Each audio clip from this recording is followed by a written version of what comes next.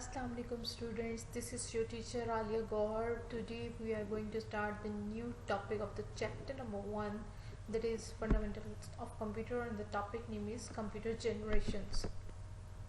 Objectives: to be able to describe the different generation of programming language, to state which technology is needed for fourth generation 1971 to today. These computers use microprocessor chips, object-oriented programming (OOP) language such as C++, Visual Basic, Python, and Java are characteristics of this computer generation. LSI and VLSI circuits were designed. Examples: Apple Macintosh and IBM PC. So student, the fourth generation computer started with the invention of microprocessor. The microprocessor contains thousands of ICs.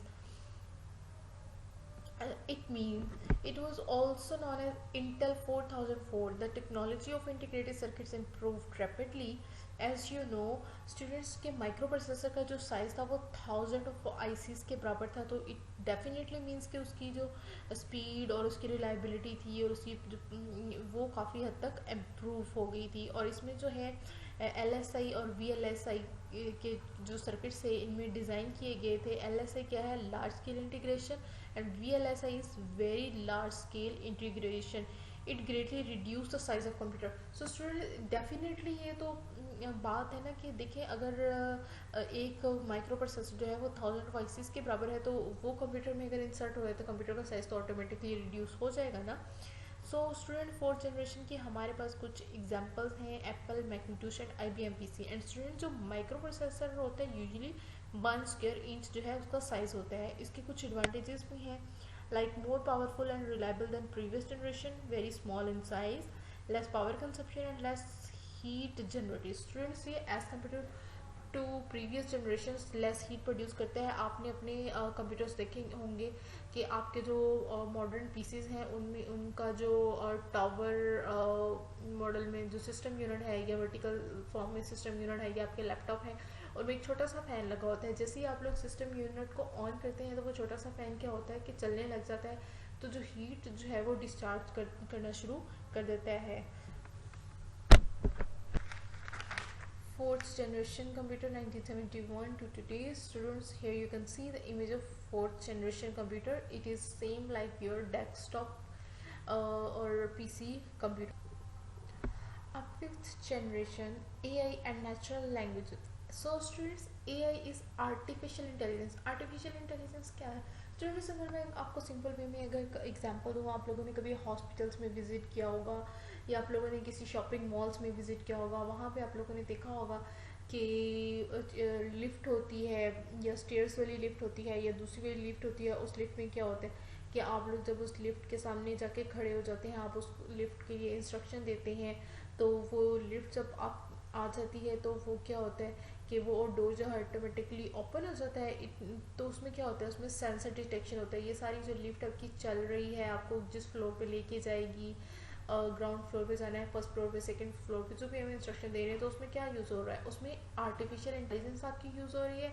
और अगर for example आप लोगों ने कुछ sensor detection वाले आपने देखे होंगे डोर्स, गेट्स देखे होंगे कि आप गेट के सामने जाके खड़े हो जाते हैं और वो गेट ऑटोमेटिकली आपकी पर्सनैलिटी को या आपको डिटेक्ट कर लेता है। वो गेट जो है वो बगैर टच किए ओपन हो जाता है। तो स्टूडेंट्स, वो क्या है? वो आर्टिफिशियल इंटेलिजेंस है। Fifth generation still being developed. Natural language. This language is designed to give people a more human connection with computers. Uses multimedia. Has also defined this generation. There is a great deal of bundle software with this generation. So students, scientists are now working on the fifth generation computer using recent engineering advances. It is based on the technique of artificial intelligence. Computers can understand spoken words, instruction, and imitate human reasoning. The ability to translate a foreign language is also moderately possible with fifth generation computer. So students, आप लोगों ने अपने mobile में भी एक option देखा होगा voice recognition का, गूगल वॉइस।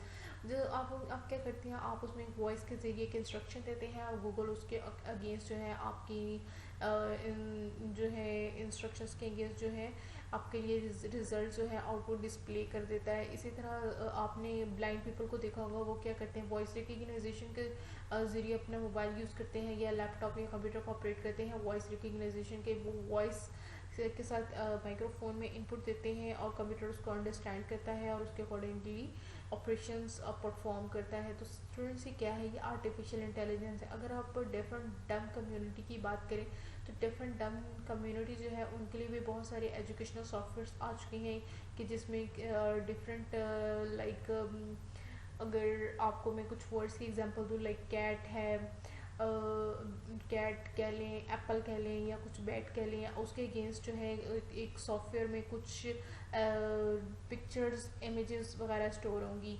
तो एक डेफ एंड डम जो बंदा होगा वो क्या होगा, एक कुछ हैंड गेस्टर्स कैमरा के ज़रिए इनपुट देगा, कंप्यूटर उसको अंडरस्टैंड करेगा और उसके अगेंस्ट वो इमेज डिस्प्ले कर देगा। तो क्या है, ये सब आर्टिफिशियल इंटेलिजेंस के थ्रू ही हो।